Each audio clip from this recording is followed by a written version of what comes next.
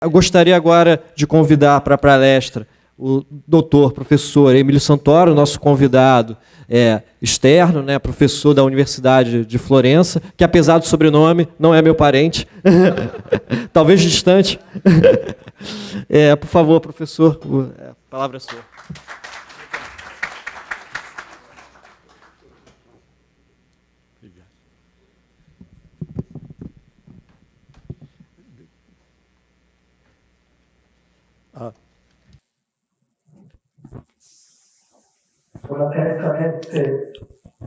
Eu não falo português.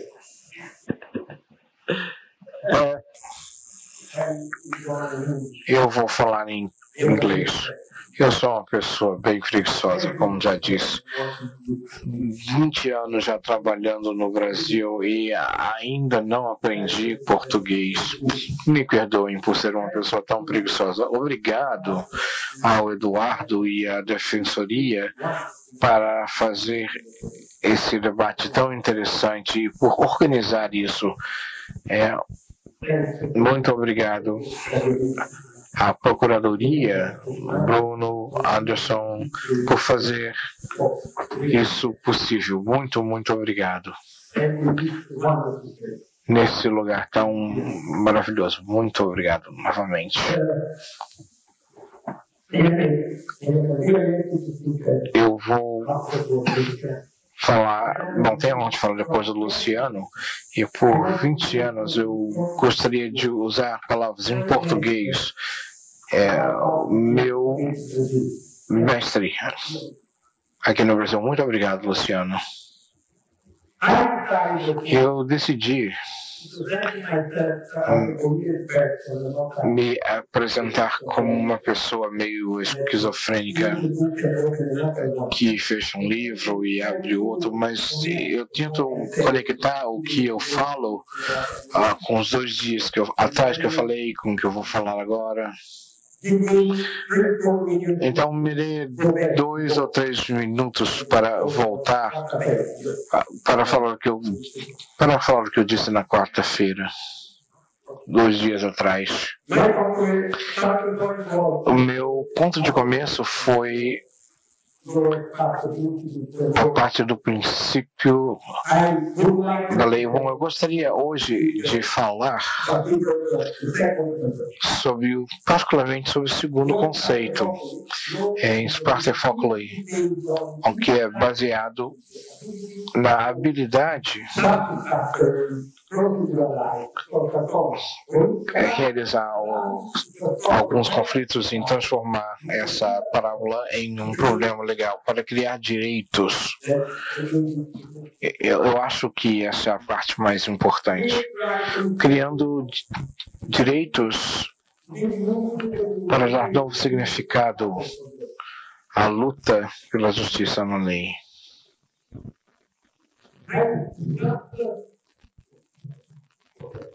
Eu gostaria, me perdoem, eu gostaria de enfatizar a ideia da justiça, como foi dito. É muito importante, um instrumento de ferramenta muito importante para a criação de direitos. Nós não podemos e não conseguiríamos conseguir isso sem o acesso à justiça.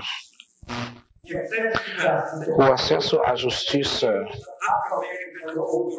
como um famoso autor afro-americano já disse, ele disse que a democracia é uma extensão da parte econômica e social, e criar esses direitos da forma legal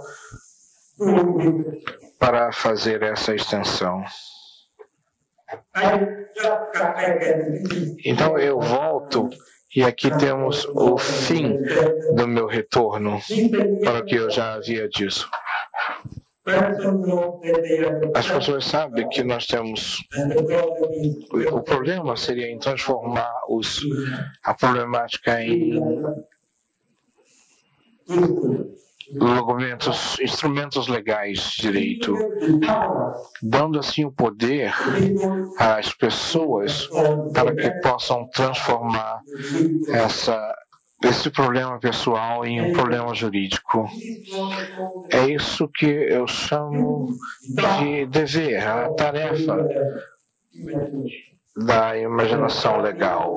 Isso disse a socióloga americana, que a imaginação socióloga é algo que nós temos que pensar e falar sobre a ideia, e assim nós vamos transformar problemas pessoais em problemas políticos. Acho que é muito importante criar direitos para que a gente possa transformar problemas pessoais em problemas legais.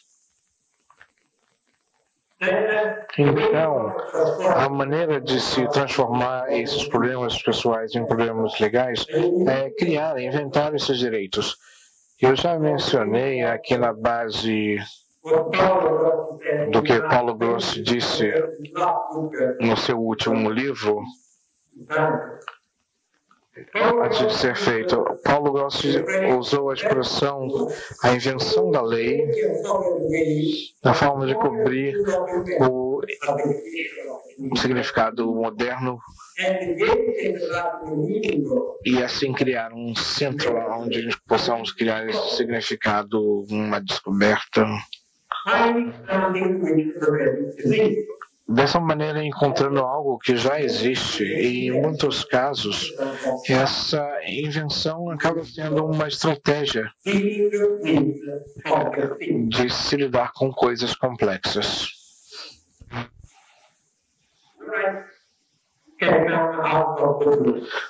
Nenhum direito aparece do nada. Se você quer consolidar um direito, você tem que ter um discurso legal. De outra forma, não vai ser um direito efetivo. A invenção do direito deve convencer a comunidade, ou senão, esse direito não vai existir.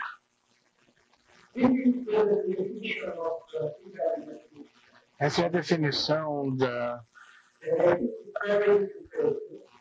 justiça mas que a gente possa imaginar reformulando a lei e reformulando a ordem numa maneira pragmática com a base na situação específica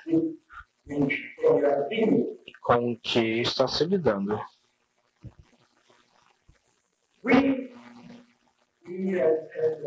Nós temos a intenção de criar um centro de pesquisa de direito. Eu sou uma pessoa que me considero coletivo, não individualista. Nós fazemos ações de pesquisa. O que isso significa? Essas ações são uma maneira que podemos nos comunicar a pesquisa, a maneira que nós temos de conectar, a maneira que nós estamos fazendo a pesquisa e a maneira que a gente possa mudar a realidade. O primeiro passo, eu acho que é fazer uma pesquisa profunda, criando um discurso legal sobre esse tópico e o uso concreto em casos singulares. Salomé ontem explicou isso claramente. Não é um problema problema legal de singularidade, mas todos os problemas relativos, por exemplo, a uma pessoa singular, é uma ideia holística. Nenhum problema em relação às pessoas que nós vimos tem somente um ponto de vista. Nós temos que ter a responsabilidade de como essa ideia acontece, da concepção holística que isso vem a acontecer. É importante entender o impacto da adjudicação de uma sentença na vida das pessoas. Ontem Salomé estava falando sobre a exploração trabalhista. Em muitos casos, o fato de que o explorador é uma sentença é um paradoxo da exploração. Porque eles perdem até mesmo o trabalho explorado. a situação vai se tornar pior do que a exploração. Esse é um caso muito claro do que significa levar em consideração a situação holística. O segundo passo,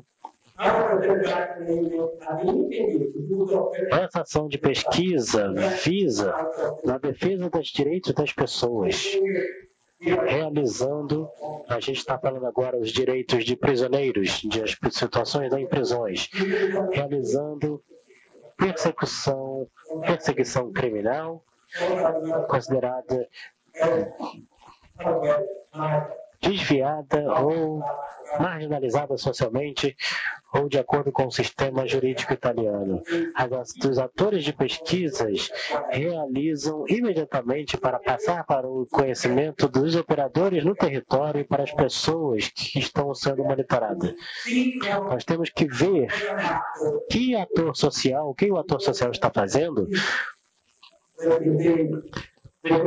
porque essa é a construção do modelo metodológico. Para construir a circularidade entre conhecimento e ação, você conhece a base do ato até um certo ponto e você vê como a ação criou uma nova situação e talvez mudou o marco legal e o marco social. Então você tem que estudar essa nova situação e é um círculo, é um estudo circular, é um estudo hermenêutico. Ele deve dar o direito num círculo heurístico e hermenêutico que nos permite a contínua apropriação e, ao mesmo tempo, interpretar as realidades sociais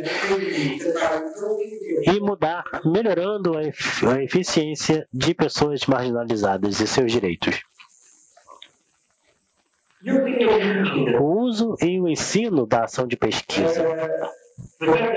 A ação de pesquisa é a forma como na comunidade de um jurista autodireito, que é a nossa comunidade, tenta criar uma lei trabalhando no hiato e no espaço que existe entre o texto normativo, que é produzido pelo legislador, e a norma, construída pela própria comunidade por meio de diálogo, escrutínio multicultural e por meio de diferentes níveis de tribunais. As clínicas jurídicas foram criadas em Florença para criar pesquisas jurídicas, a ação de pesquisa nos direitos dos prisioneiros. E quero dizer aqui como criar na Itália, também, não só na Itália, mas também na Europa, os direitos dos prisioneiros.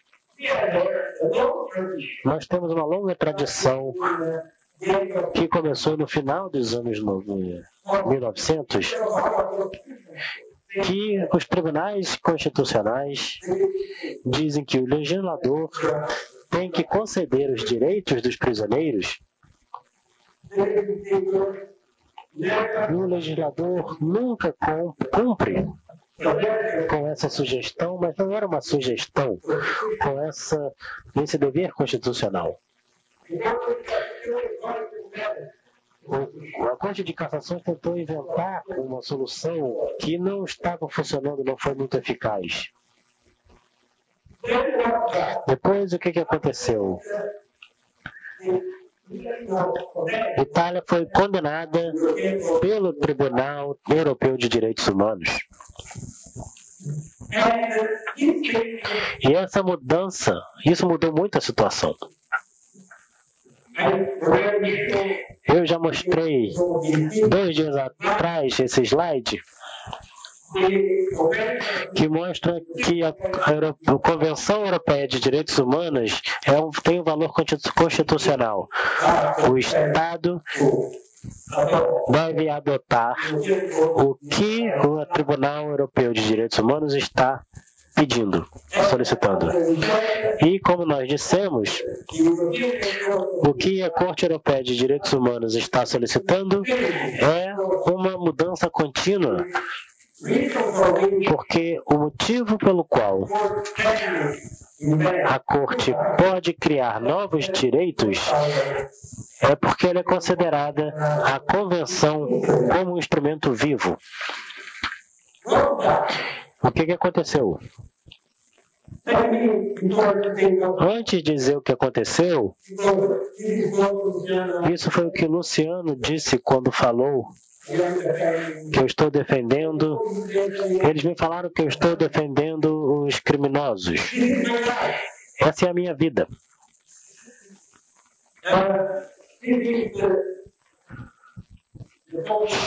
Esse é o uso populista do que eles chamam de democracia contra a Constituição como um instrumento vivo.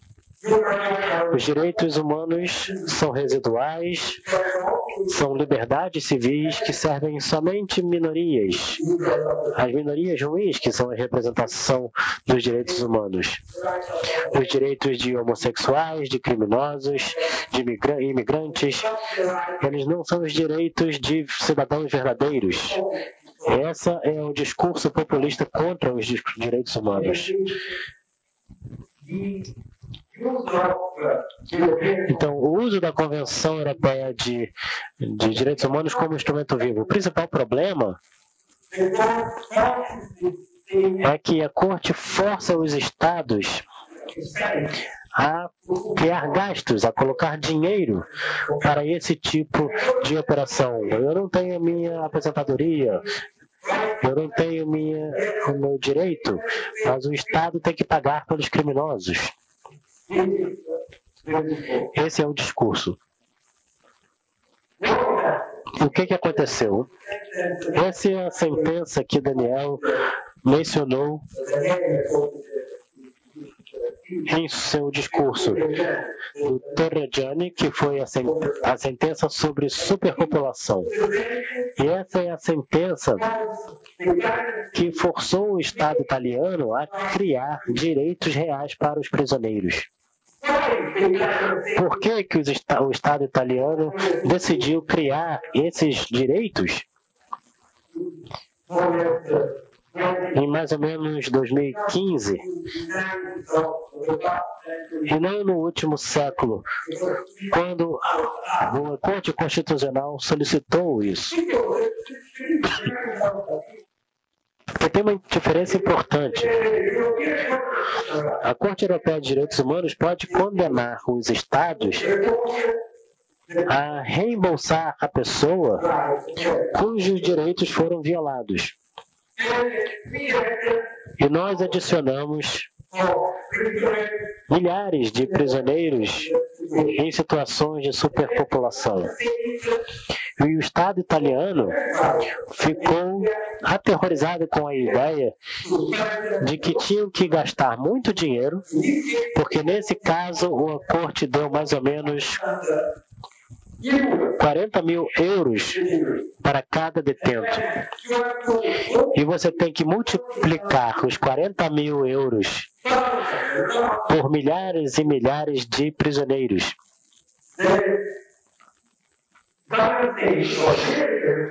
E o Estado italiano ficou aterrorizado e falou que nesse ponto eles tinham que criar os direitos dos prisioneiros.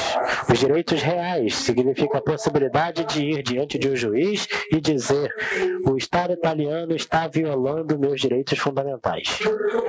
Antes de tudo, os direitos de viver em um espaço decente, com um espaço suficiente, como foi mostrado aqui. Nossa ação de pesquisa, por meio do Instituto, que a gente chama de intervenção de terceiros, Amicus Curiae. E nós estudamos a jurisprudência do tribunal e nós tentamos usar. Essas são todas as intervenções de terceiros que nós fizemos no Alto Direito. Algumas delas estão sobre os direitos de prisioneiros e sobre os direitos de imigrantes. Daniel falou sobre o caso de Murti, que foi novamente sobre o espaço dos prisioneiros nas celas. Viola versus Itália é o caso que eu queria falar na última parte da minha fala, que é sobre sentença de prisão perpétua. SM versus a Croácia sobre tráfico humano, MJ versus Itália sobre a detenção de solicitantes de asilo e a intervenção de terceiros sobre os direitos de saúde dos prisioneiros com problemas psiquiátricos. Então essa é a nossa forma de fazer ações de pesquisa. A pesquisa e com a intervenção de terceiros. A Corte aceitou muitas dessas teses que nós encaminhamos por meio dessa intervenção.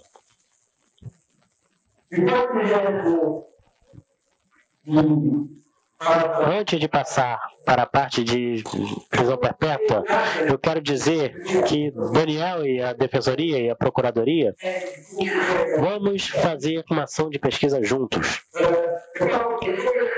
sobre a superpopulação carcerária no Brasil. 2 dias atrás, Paulo, em sua fala, disse que a Corte tem duplos padrões. Um para os cidadãos da Europa com 47 Estados-membros que fazem parte do Conselho da Europa. E, do outro lado, vou usar uma expressão antiquada, que são estados de terceiro mundo. Por que isso? Porque a Corte declarou, tem um caso, que o problema de espaço que a Corte de Torreggiani e Múrcia fixaram para as prisões europeias não podem ser usados para os países brasileiros, do Brasil, da África, da América do Sul e da África. Por quê? Porque tem um problema pragmático. O problema pragmático é a extradição.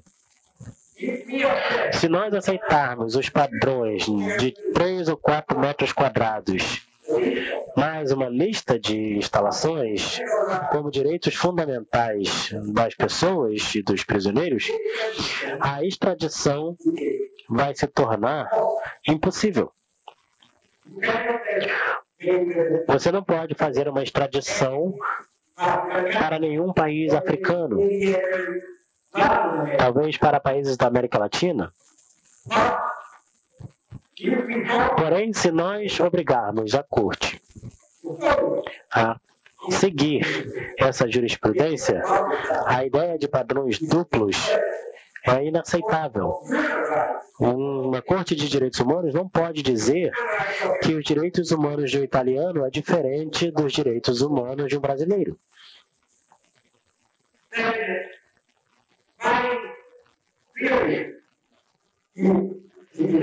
Então, o meu convite é que nós temos que trabalhar juntos com essas intervenções de terceiros, um amicus curiae com a Corte, no primeiro caso, em que as cidades brasileiras devem ser extraditadas para o Brasil, e os cidadãos brasileiros devem ser extraditados para o Brasil, e você apresenta o documento de superpopulação carcerária, e nós apresentamos, juntamente, nós solicitamos à Corte Americana Corte Europeia de Direitos Humanos dizer que os direitos humanos dos brasileiros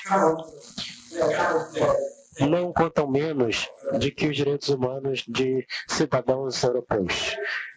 Então nós temos que tentar.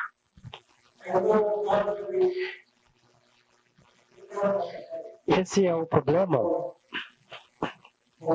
que eu quero concluir com a minha fala, que é o problema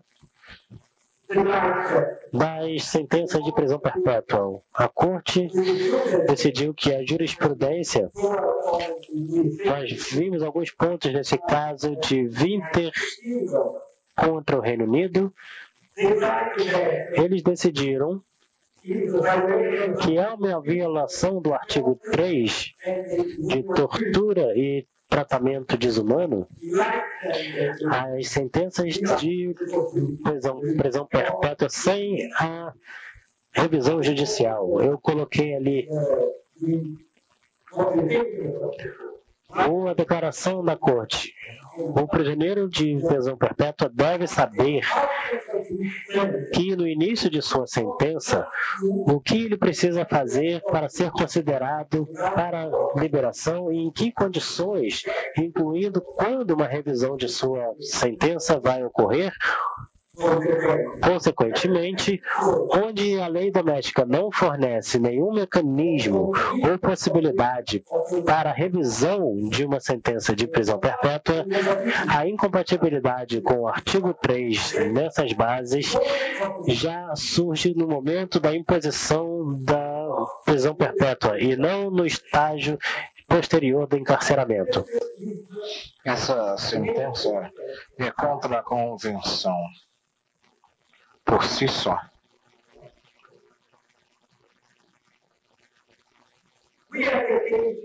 Nós temos o caso italiano,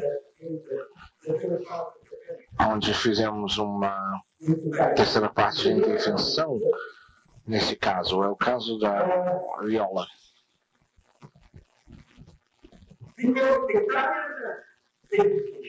Por conta da legislação italiana, a legislação italiana tinha sido alterada por conta da Corte Constitucional. E em 1974, quando a Convenção dos Direitos Humanos Europeu começou a falar sobre isso, 30 anos mais tarde, bom, o legislador italiano fez uma lei dizendo que essa regra, essa lei para, por exemplo, fazer a revisão de uma pena de um mafioso, haveria que haver uma jurisdição. Nós não podíamos fazer uma revisão de uma prisão perpétua de um criminoso mafioso sem uma colaboração judicial. Então, nós chegamos na frente da Convenção dos Direitos Humanos e perguntamos, essa convenção é legítima ou não? Você, considerando esse caso de prisão perpétua, tem a possibilidade de ter uma revisão ou não tem? Então, nós estávamos na frente da corte. A declaração de muitos prisioneiros que nós conhecemos com o tempo que passamos na prisão. E eles nos falaram.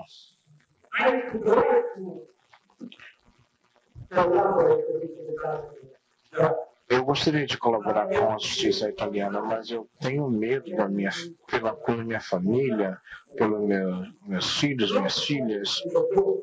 Não é o caso que eu não queira colaborar, mas eu não quero colocar em risco a vida dos meus amigos, da minha família. Nós temos casos aqui dos mafiosos.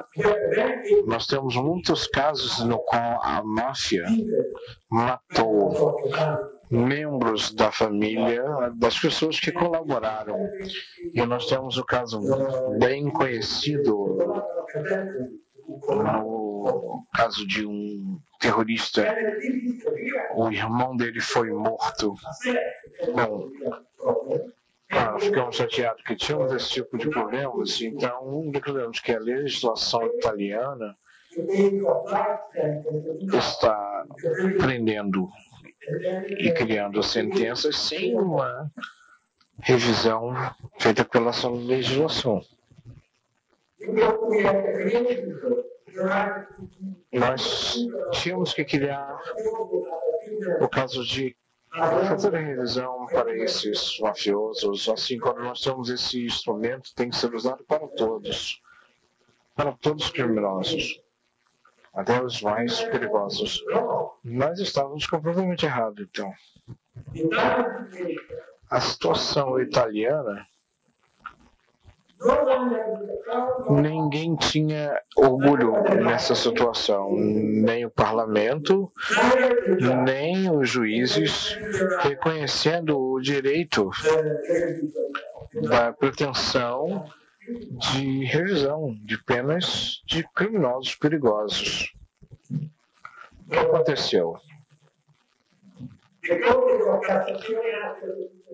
A Corte de Cassação, então, pediu a colaboração para a revisão de penas das sentenças em condições legítimas para esses mafiosos. Então, nós vimos que todos os juízes tentavam harmonizar o sistema de acordo com a Convenção dos Direitos Humanos Europeu. Mas a decisão do Viola criou uma colaboração que desafiou o nosso sistema legal. Então, por conta da cassação, nós ainda temos esse pedido de colaboração, mas ele seria constitucional ou não?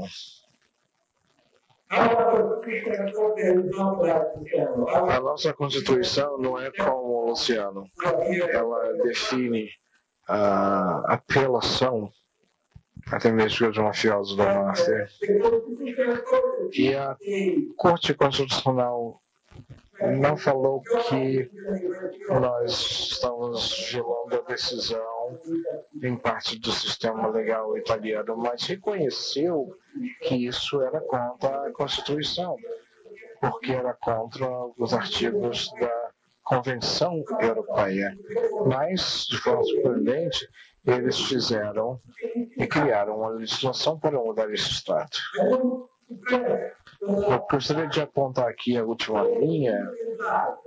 Isso implica que, pelo próximo ano, os prisioneiros sem o direito de revisão de sentenças perpétuas de pena, nessas condições, a Corte Constitucional da Itália entende o que a Corte de Direitos Humanos disse, que a revisão dessas penas perpétuas com a colaboração é uma violação do artigo 3, então, em forma de tortura e tratamentos humanos. É o que a Corte disse, o que os italianos pensam abolir essa condição é dar algo que não pode ser feito. Se eu colocasse a questão dessa maneira, você gostaria de forçar um mafioso a lutar contra sua própria organização? Nenhum deles diria sim. Se eu colocasse a questão assim, você agride em tortura com os mafiosos para que eles possam colaborar com a justiça? Acredito que a maioria das pessoas diriam sim. Mas a Corte Constitucional não poderia aceitar isso.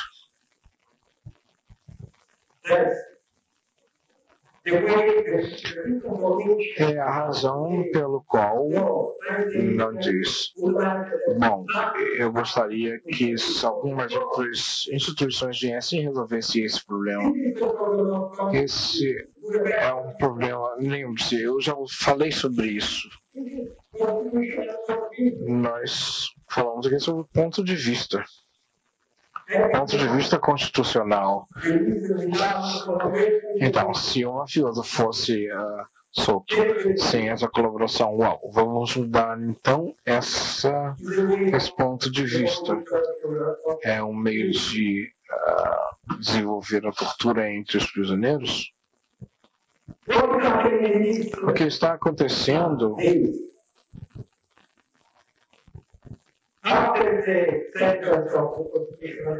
depois da sentença da Corte Constitucional disse em relação à mudança de Corte, 1 ano da mudança da lei, nada aconteceu. Os legisladores não mudaram nada. A esse ponto, ainda essa Corte, porque ainda é um amigo bem íntimo da máfia, e nós temos nem pode culpar os legisladores por não mudarem essa lei. Então, pela segunda vez, foi dito, as pessoas podem ser torturadas, os prisioneiros podem ficar numa situação não humana.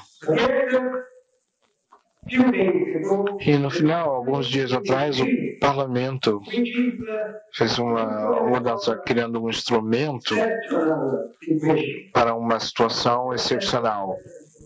Uma situação muito excepcional. É muito maluco já usar